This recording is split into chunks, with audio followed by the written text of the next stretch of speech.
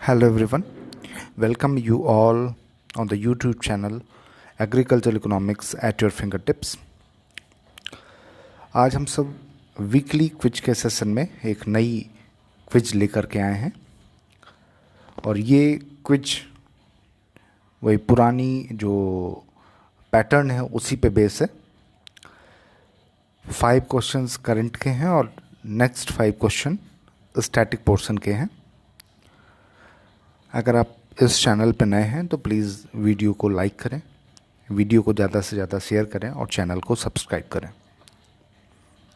चलिए हम सब कुछ स्टार्ट करते हैं।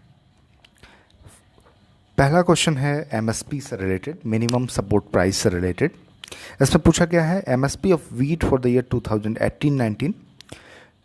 2018-19 के लिए वीट का एमएसपी यहाँ पे पूछा गया है। पहली बात हम एमएसपी समझ लेते हैं क्या होता है। एमएसपी को हम सब बोलते हैं मिनिमम सपोर्ट प्राइस। ये एक ऑर्गेनाइजेशन जिसको बोलते हैं CACP, commission for agriculture cost and prices, जिसका इस्टेब्लिशमेंट 1965 में हुआ था। तब इसको APC के नाम से हम जब जानते थे, बाद में 1985 में इसका नाम बदल करके CACP रख दिया गया।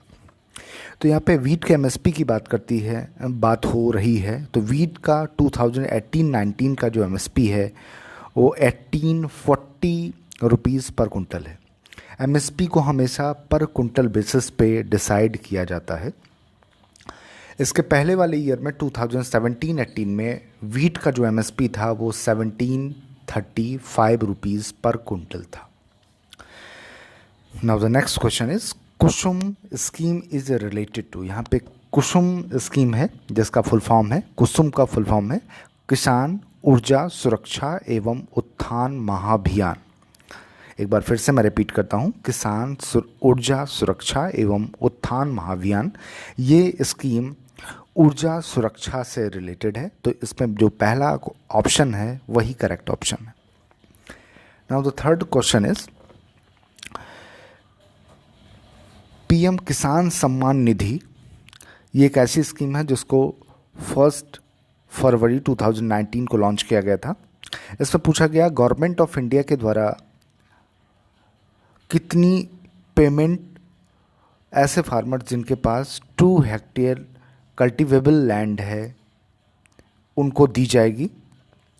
तो ये जो अमाउंट है वो अमाउंट 6000 है, 6000 रुपये। ऐसे फार्मर्स जिनके पास जो लैंड है वो लगभग 2 हेक्टेयर है या अप टू 2 हेक्टेयर है और कल्टीवेबल लैंड है, वो इस स्कीम के थ्रू उनको पर ईयर बेसिस पे जो है 6000 रुपये दिए जाएंगे।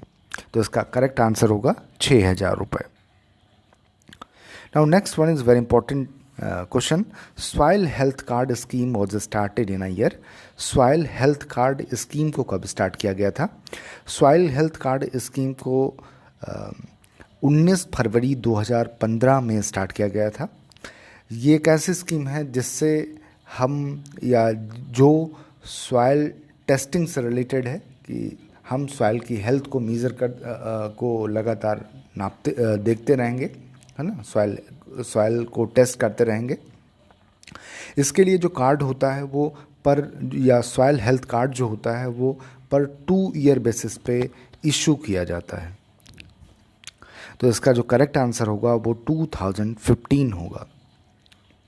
Now the next question is in 2018-19 and 19-20 how many additional mandis linked with ENAM?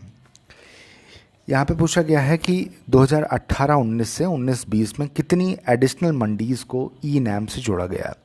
ENAM का फुल फॉर्म है इलेक्ट्रॉनिक नेशनल एग्रीकल्चर मार्केट। ये एक ऐसा डिजिटल प्लेटफॉर्म है जिस पे देश विदेश देश की बहुत सारी मंडीज़ ऑनलाइन इंटीग्रेटेड हैं। इस स्कीम को स्टार्ट करते टाइम स्टार्टिंग में 585 मंडीज़ ऑनलाइन इंटीग्रेट थी। बाद में 2018-19 और 19-20 में एडिशनली 415 मंडीज़ को और इससे जोड़ दिया गया, या 415 मंडीज़ 2018-19 और 19-20 के टाइम पीरियड पे इससे अटैच हो गए। Now the next question is जो कि स्टैटिक पोर्शन का पार्ट है। Wealth consist of all potentially exchangeable means of satisfying human needs. एक डेफिनेशन है जिसमें ये बोला गया कि जो वेल्थ है वो सारे पोटेंशियली एक्सचेंजेबल मीन्स को रखता है, या ऐसा बोल सकते हैं कि धन एक ऐसा साधन है जिससे हम ह्यूमन की वांट को, ह्यूमन की आवश्यकताओं को पूरा कर सकते हैं। ऐसी डेफिनेशन को सबसे पहले एडम स्मिथ ने दिया था। क्लियर? और एडम स्मिथ ने वेल्थ रिलेटेड डेफिनेशन भी इकोनॉमिक्स की दी है। तो इसका जो करेक्ट आंसर होगा वो होगा Adam Smith. Now the next question is domestic income is given by. ये नेशनल इनकम से रिलेटेड क्वेश्चन है। और इस अगर हम डोमेस्टिक इनकम की बात करें, अपने कंट्री के इनकम की बात करें, तो टोटल नेशनल इनकम में से नेट इनकम फ्रॉम अब्रॉड, मतलब अपने कंट्री की कोई भी फर्म अगर फॉरेन में है उससे जो इनकम आ रही है उसको हम माइनस कर दें तो ये जो हमको इनकम मिलेगी वो डोमेस्टिक इनकम मिलेगी। तो इसका जो सही आंसर होगा वो सेकंड ऑप्शन होगा, बी ऑप्शन होगा, national income minus net income from abroad. Now the next very famous and very important question is NABARD came into existence in NABARD का फुल फॉर्म है national bank for agriculture and rural development. इसका जो establishment हुआ था, इसका जो existence हुआ था वो 12 जुलाई 1982 में हुआ था। एक ऐसा बैंक जो एग्रीकल्चर सेक्टर को सपोर्ट या रूरल डेवलपमेंट से रिलेटेड एक्टिविटीज़ को गवर्न करने के लिए या रूरल डेवलपमेंट से रिलेटेड एक्टिविटीज़ को परफॉर्म करने के लिए या उनको फाइनेंशियली सपोर्ट करने के लिए, फार्मर्स को फाइनेंशियली सपोर्ट करने के लिए गवर्नमेंट ऑफ इंडिया के जो है एक स्पेसिफिक कमेटी को गठित करके जो इस्टेब्लिश किया गया था वो 12 जुलाई 1982 को इस्टेब्लिश हुआ था। तो इसलिए इसका जो सही आंसर होगा वो 12 जुलाई 1982 होगा। Now the next question is in second zone of production function. Production function के सेकंड जोन में मार्जिनल रेवेन्यू और मार्जिनल कॉस्ट दोनों बराबर होते हैं। याद रखिएगा, वेरी मोस्ट इंपॉर्टेंट क्वेश्चन है। Second zone of production function में जो मार्जिनल रेवेन्यू होता है वो मार्जिनल कॉस्ट के इक्वल होता है। तो इसका सही आंसर हो जाएगा C option. Next, it is also very important question. Indian institute of packaging. Packaging का मतलब होता है कि किसी भी प्रोडक्ट को एक सुटेबल मटेरियल में रैप करके या सुटेबल मटेरियल में रख करके कुछ दिनों के लिए या एक ड्यूरेशन के लिए रखना, जिसकी वजह से प्रोडक्ट की जो क्वालिटी है वो डिटीरियोरेट ना हो, वो ख़राब ना हो, तो इसे ही पैकेजिंग बोलते हैं। तो इंडियन इंस्टीट्यूट ऑफ पैकेजिंग जो किसी भी प्रोडक्ट की एग्रीकल्चर से रिलेटेड कमोडिटीज़ के पैकेजिंग के लिए गाइडलाइंस दे सकता है या नई नई पैकेजिंग स्ट्रक्चर्स को डेवलप करता है। इसका जो हेड ऑफिस है, इसका जो मेन ऑफिस है, ये है मुंबई में। तो this is all about today's quick. Thank you so much. अगर आप इस चैनल पर नए हैं तो प्लीज़ इस वीडियो को लाइक करें, ज़्यादा से ज़्यादा वीडियो को शेयर करें और चैनल को सब्सक्राइब करें। Thank you so much. Thank you for watching. Have a good day.